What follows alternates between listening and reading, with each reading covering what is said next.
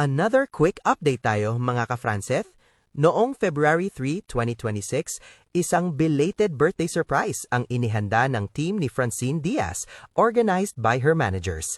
Matatandaang nag-celebrate ng kanyang 22nd birthday si Chin noong January 27, kaya naman ang selebrasyong ito ay isang late pero heartfelt na pa-birthday treat para sa ating birthday girl.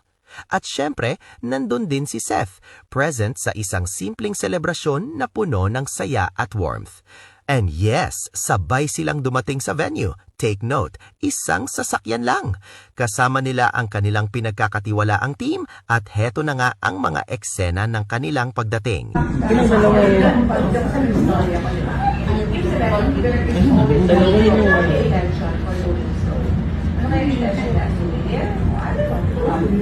Pwede mo ka magpakita.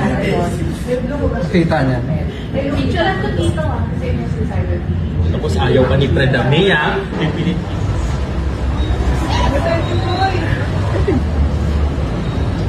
Pero syempre, dahil Franceth yan, ang kamay ay hindi mapaghiwalay. Look, holding hands all the way habang papunta sa mismong venue. Low-key lang, pero halata.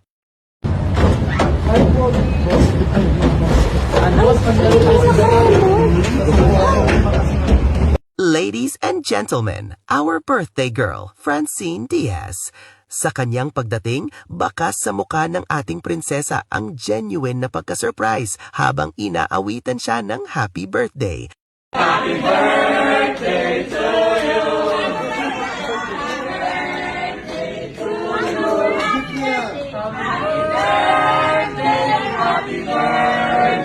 Happy birthday to you!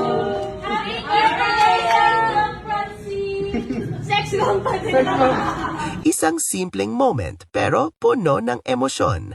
Spotted din sa event sina Madam Small Laude kasama ang kanyang husband na si Mr. Philip Laude.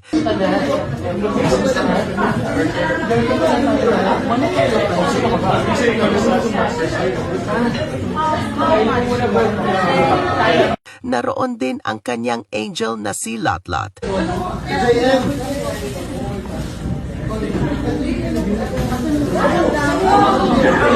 Para naman sa kanyang Bello family, bagamat wala si Miss Vicky Bello, present naman ang kanyang lovely husband na si Mr. Hayden Co. Super fresh, guwapo at napakatangkad.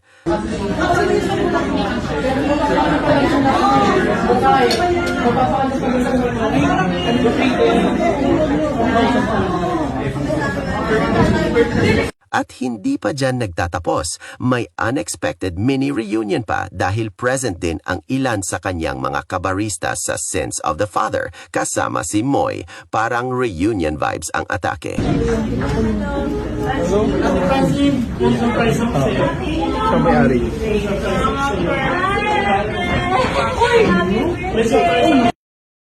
During the event, syempre, hindi mawawala ang TikTok challenge. Sa uploaded TikTok ni Lotlot at ng kanilang manager na si Mr. John Ling, napasabak na naman ang Franceth sa Alay Challenge. Yung isang araw, nagmamaneho sa kuba. Ang nakita, babaeng saksakan ng ganda. At ito ang mga behind-the-scenes moments ng kanilang TikTok dance. Walang arte, puro tawa at good vibes.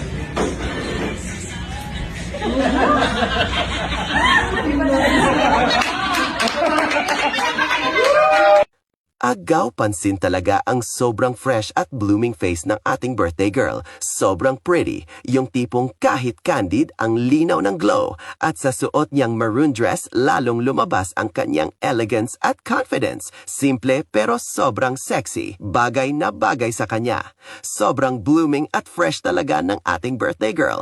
Iba ang glow kapag masaya, parang hindi lang belated birthday ang sineselebrate, kundi good vibes at contentment din. At syempre, hindi natin papalpasin ang sweet moments ng Franceth sa event na to.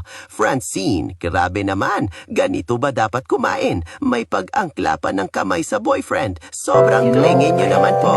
Pero wait, hindi pa doon nagtapos ang sweetness overload. Sa isang video clip, makikita si Seth na ilang beses sinusubuan si Chin ng food.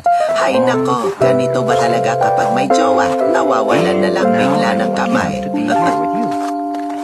But what happens in between? Yeah, what else happened? Well, it went pretty much like this.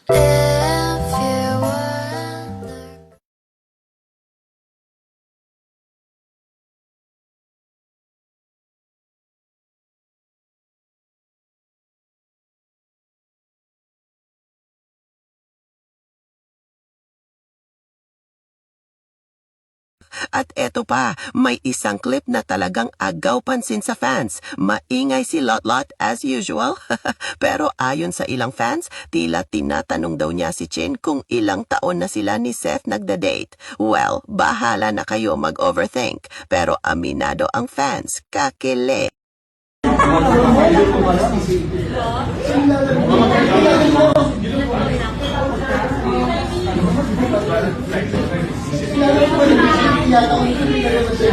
At yan na nga ang pinakakumpletong detalye sa belated birthday celebration ni Francine Diaz kasama si Seth. Kitang-kita naman natin ang kanilang undeniable chemistry at closeness na talagang nagpapakilig sa lahat ng mga Franceth fans. Ano sa tingin nyo? Mayroon pa kayang ibang sweet moments na hindi natin nakita? I-comment nyo na yan sa baba. Don't forget to like, share, and subscribe for more updates.